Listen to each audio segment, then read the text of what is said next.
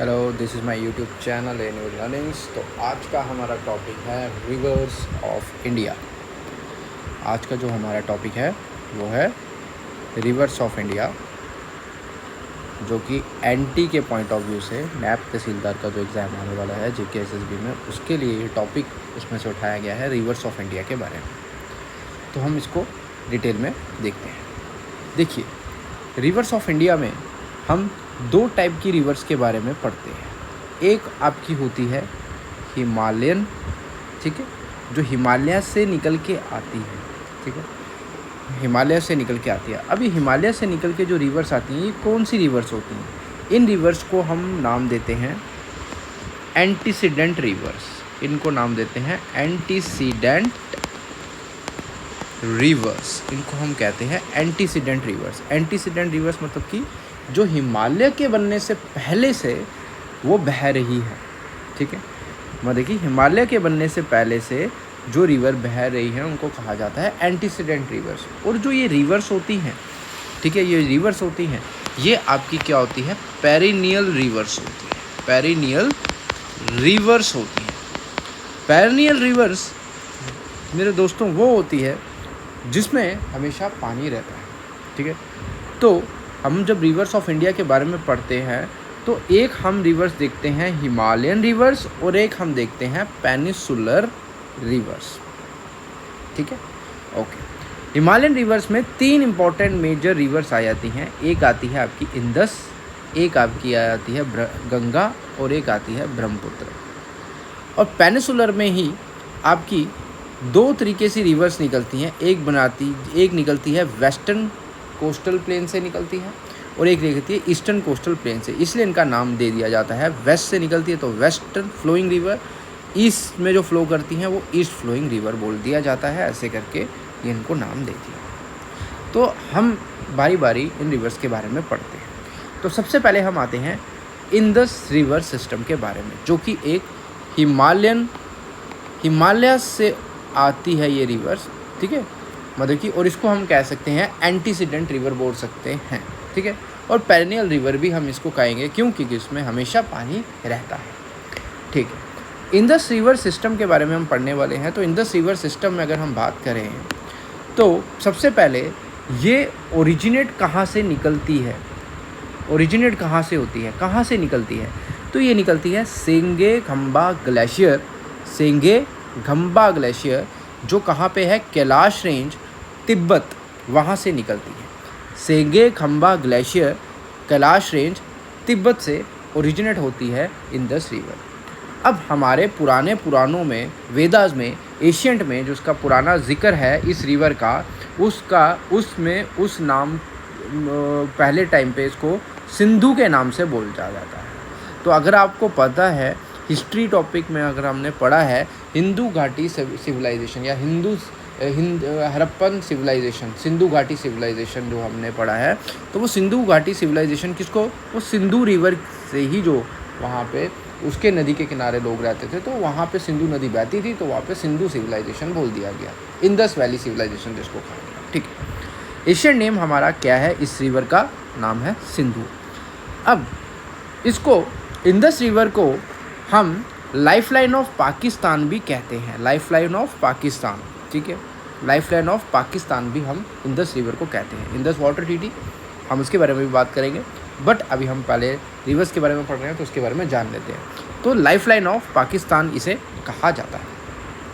इसकी जो लेंथ है ना, वो इसकी 3200 से लेके 3600 किलोमीटर तक है। 3200 से लेके 3600 किलोमीटर तक इसकी जो है वो लेंथ है इस रिवर की। असल में क्या था, पहले 3200 आपकी क्या थी, इसकी लेंथ थी, बट पहले कहा जाता था कि ये मतलब कि सेंगे खंबा ग्लेशियर से ओरिजिनेट होती है, बट बाद में पता लगा ये माउंट कैलाश के पास से कहीं से ओरिजिनेट, जिससे क्या होता है उसका डिस्टेंस थोड़ा सा बढ़ जाता है, ठीक है। तो इसकी वजह से 3200 से लेके 3600 किलोमीटर के बीच का इसका जो है इंदस रिवर सिस्टम का लेंथ है। और सबसे बड़ी रिवर है ये वर्ल्ड की, और ये डेल्टा कहाँ पे बनाती है? अब ये जो रिवर है, इंदस रिवर सिस्टम है, इंदस रिवर है हमारी, ये डेल्टा क्या होता है? अब अगर मैं आपको बताऊं तो अगर ये हमारे पास क्या है, एक पहाड़ है, ये पहाड़ है, जब रिवर निकलती है ना उस पहाड़ से, जहाँ से निकलती है, उस पॉइंट को कहा जाता है हेड। उस पॉइंट को कहा जाता है हेड। अब जब रिवर निकलती है फिर आपको पता है समुंदर में कहीं ना कहीं जाएगी, समुंदर में ड्रॉन होगी, पोर होगी। अब समुंदर में जब जाएगी तो वहाँ पे समुंदर में जब ये गिरेगी तो उस पॉइंट को कहा जाता है माउथ, जहाँ पे क्या होता है, ये डेल्टा बनाती है, उसी को डेल्टा बोला जाता है। ठीक है, तो जो ये डेल्टा बनाती है, ये पाकिस्तान का जो ओल्ड कैपिटल है कराची, वहाँ पे ये डेल्टा बनाती है इंडस। इंडिया में इसकी लेंथ कितनी है? टोटल लेंथ तो हमने पढ़ ली इसकी 3200 से लेके 3600 किलोमीटर है। बट इसकी अगर बात करें इंडिया में जो लेंथ है इसकी, वो हमारी कितनी है? 1114 किलोमीटर जो है इसकी लेंथ है इंडिया में। इट फ्लोज बिटवीन, अब ये लद्दाख और ज़ंस्कर जो रेंज है हमारे, जो हिमालय ट्रांस हिमालय का हिस्सा है, जो कि लद्दाख और ज़ंस्कर रेंज, उसके बीच से ये फ़्लो होते हुए जाती है। ठीक है, most important and longest tributary जो है इस इंडस रिवर की जो है वो है सतलज। वो है सतलज, जो कि ज्वाइन करती है उसको कहाँ पे? पंचनाड़ नाम की एक जगह है। पंचनाड़ किसको बोला जाता है? जहाँ पे 5 रिवर जो हैं पंजाब की वो मिलती हैं, और वो जहाँ पे मिलती हैं वो है पाकिस्तान का मिठानकोट। वहाँ पे ये जब 5 रिवरें मिलती है, इन सतलज, ब्यास, रावी, चनाब, झेलम, तो जहाँ पे ये रिवर्स मिलती हैं, 5 की 5 मिलती हैं, तो वहाँ पे उस पॉइंट को बोला जाता है, जहाँ पे मिलती हैं वहाँ पे कहाँ पे मिलती है? मिठानकोट, जो कि पाकिस्तान में। ठीक है जी। इसके बाद आप देख सकते हैं हमारा जो मैप बनाया है, हम देख पा रहे हैं कि ये आपकी इंडस रिवर सिस्टम है, और ये मिल कहाँ पे रही है? पंचनाड़ पे मिल रही है, सतलुज पे। अब सतलुज के पंचनाड़, पंचनाड़ क्या है? ये पंचनाड़ है, यहाँ पे 5 की 5 रिवर आपको देख रहे हैं, 1 2 3 4 5, देखो 5 रिवर्स हैं, 5 की 5 मिल रही हैं, और ये मिलके आगे जा रही हैं और इंडस से जुड़ती हैं, और जहाँ पे जुड़ती हैं इस एरिया को बोला जाता है पंचनाड़। और ये एरिया जहाँ पे इंडस के साथ मिलती है, ये 5 की 5 रिवर, दैट्स कॉल्ड, कौन सा एरिया है? मिठानकोट। मिठानकोट, जो कि पाकिस्तान में है। ठीक है, इसके बाद अगली जो हमारी रिवर आ जाती है वो आती है सतलज। सतलज का जो एशियन नेम है, ठीक है, वो है सतुद्री। वो है सतुद्री, एशियन नेम जो है इसका वो है सतुद्री। अब ये निकलती कहाँ से है? ओरिजिनेट्स कहाँ से होती है? ये ओरिजिनेट होती है आकाश लेक से। आकाश लेक से ओरिजिनेट होती है, जो कहाँ पे है? धर्मा पास जो है इन तिब्बत में। ठीक है, अब देखो, एक होता है पास, एक होता है वैली। देखो, ये अगर माउंटेन है, माउंटेन के बीच में अगर मैं छोटा सा हिस्सा निकाल दूँ, छोटे सा एक रास्ता निकाल दूँ जिससे सिर्फ 2 या 3 गाड़ियाँ निकल जाए, उस एरिया को हम बोलते हैं, वो जो रास्ता होगा उसको बोलेंगे पास। ठीक है जी। वैली किसको बोला जाता है? ये 2 माउंटेन्स है, और इसके बीच में इतनी जगह है कि बीच में एक गांव ही बस गया, विलेज ही बस गया, लोग रहने लगे, खेती करने लगे, जगह पूरी मतलब कि एक टूरिस्ट प्लेस हो गया, बहुत अच्छा मतलब कि घूमने की जगह हो गई। तो ये आपका बन गया वैली, इसको कहते हैं हम वैली। ठीक है जी। तो ओरिजिनेट होती है ये कहाँ से? आकाश लेक से ओरिजिनेट होती है, नियर धर्मा पास इन तिब्बत। इंडिया में ये है जो कि एंटर होती है, इंडिया में जब ये एंटर करती है, ये कौन से पास से एंटर करती है? शिप किला पास, जो कि कहाँ पे है? हिमाचल प्रदेश में। वहाँ से ये इंडिया में एंटर होती है। एंड पंजाब में जब ये पंजाब प्लेन में एंटर करती है, तो कहाँ से एंटर करती है? रूपनगर, जो रोपड़ भी उसको बोला जाता है। अब सतलज के पास इंपॉर्टेंट पॉइंट ये आता है कि सतलज रिवर जहाँ से निकलती है, जहाँ से सिटी इसके पास जहाँ पे है, मतलब कि सतलज जब निकलती है तो इसके पास एक बहुत फेमस सिटी है जिसको कहते हैं लुधियाना सिटी, जो सिचुएटेड है इस रिवर के ऊपर। ठीक है, अब इस रिवर की जो लेंथ है वो है 1450 किलोमीटर आपको लेंथ देखने को मिलती है। अब जब रिवर निकलती है तो हमें पता है रिवर के पानी को रोकने के लिए डैम बनाया जाता है, उस डैम से हाइड्रो इलेक्ट्रिसिटी प्रोजेक्ट्स बनाए जाते हैं, इलेक्ट्रिसिटी जनरेशन के लिए या इरिगेशन के लिए ऐसे प्रोजेक्ट निकाले जाते हैं, तो पानी को स्टोर किया जाता है, डैम पानी को रोका जाता है डैम के ज़रिए। तो ऐसे ही सतलज पे 2 डैम बने हैं, एक बना है हमारा नफ्था जाकरी और एक बना है बाखड़ा डैम।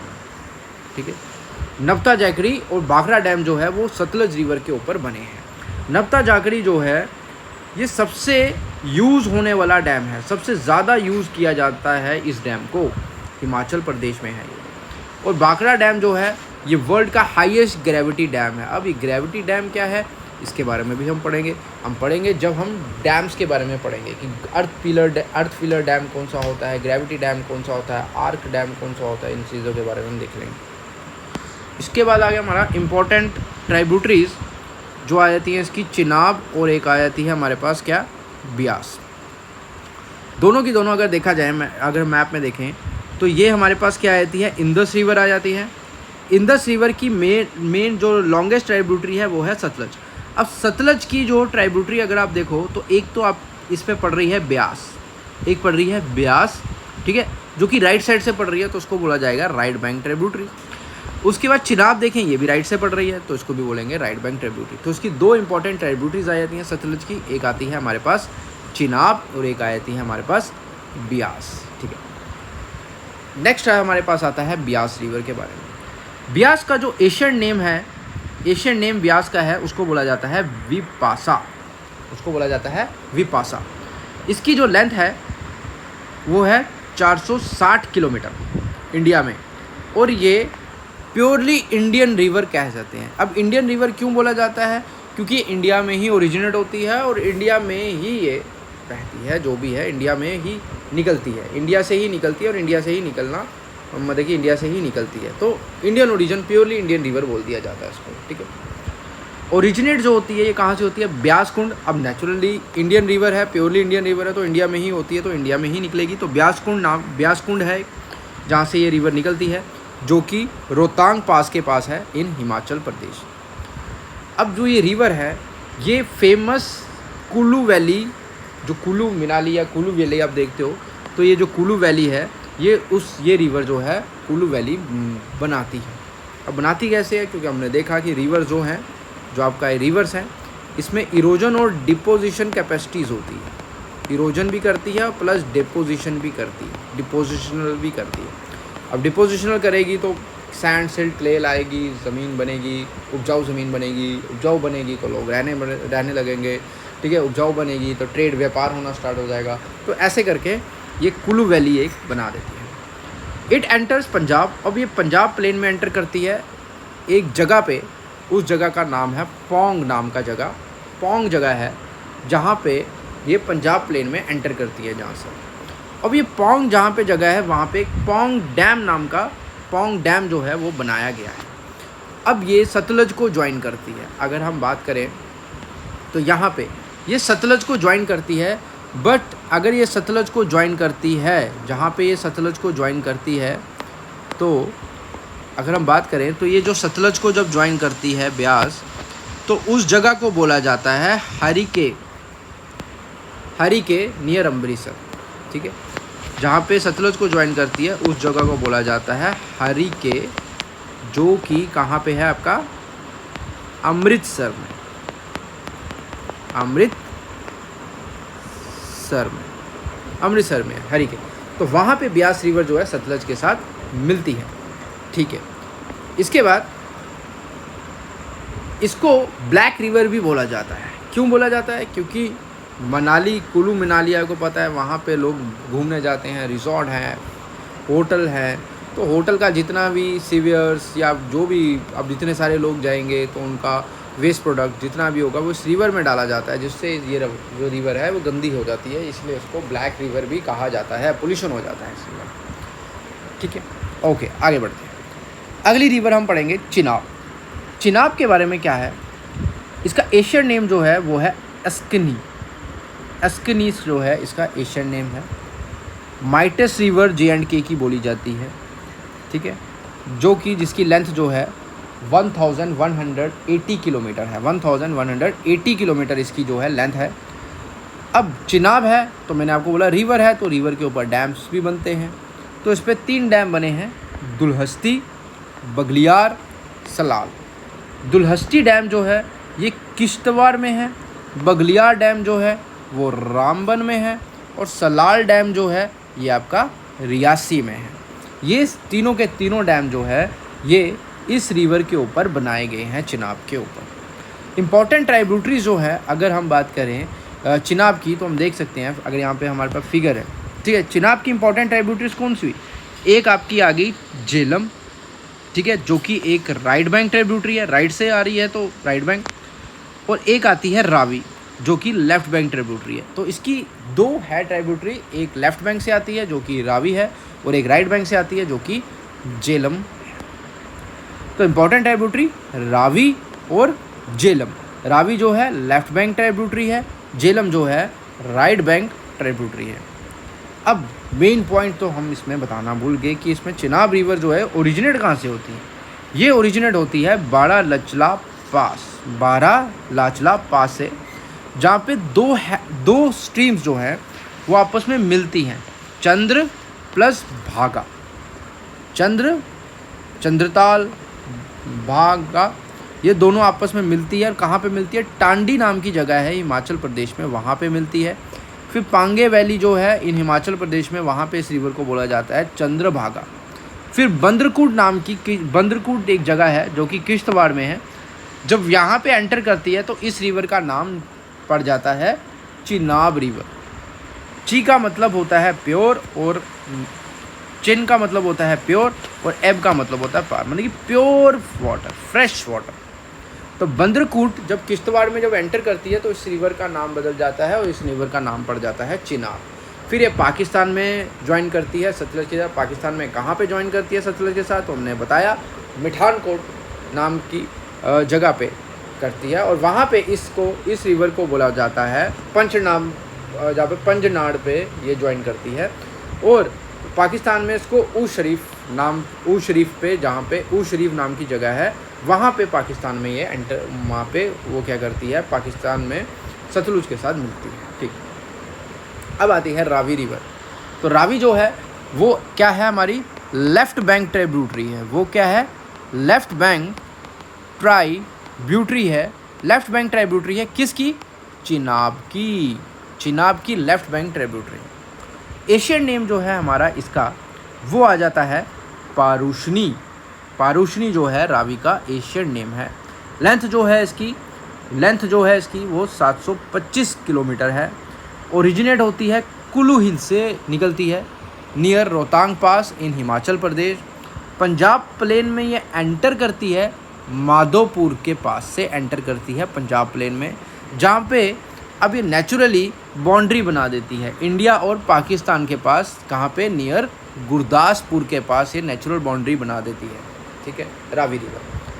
और ये चिनाब को ज्वाइन करती है। हमने देखा ये चिनाब को ज्वाइन करती है कहाँ पे? एक जगह जिस जगह का नाम है रंगपुर, जो कि पाकिस्तान में है।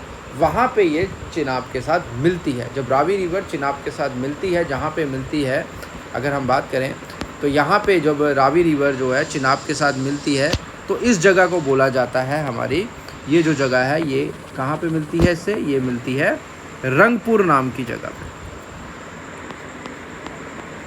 रंगपुर जो कि हमारा कहाँ पे है?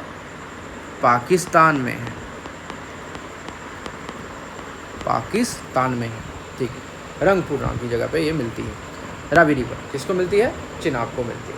ठीक है, आगे हम करते हैं। अब रिवर है तो मैंने फिर बोला है डैम तो उस पर बनेंगे ही। तो एक फेमस डैम है जो इस पर बना हुआ है, जिसको बोल रहे थे थीन डैम, जिसका नाम बदल दिया है। उसका अब नाम है रंजीत सागर डैम भी बोला जाता है। ठीक है, और इस डैम पे एक फेमस केबल ब्रिज बनाया है जिसको कहा जाता है अटल सेतु, जो इस पे बना गया है, जो कि दिनारा और बसोली को आपस में कनेक्ट करता है ये सेतु।